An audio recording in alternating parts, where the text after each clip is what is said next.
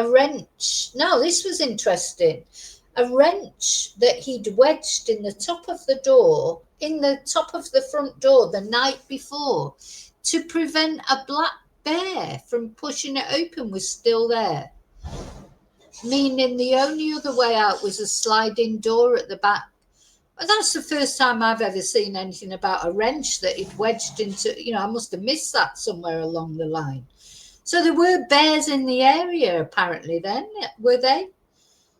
So when she'd wedged into the top of the front door the night before to prevent a black bear. So when they say a black bear, do they mean one particular one that had been seen around, or just knowing that they had black bears in the area?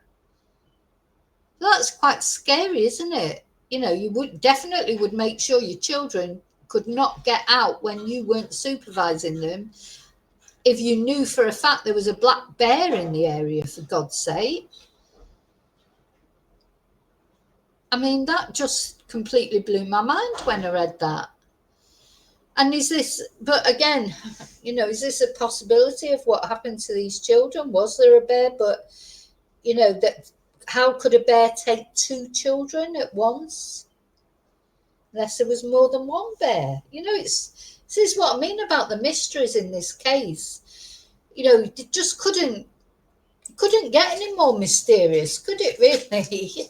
How much more mysterious could it possibly get? We've got cars that were heard by two independent witnesses at the police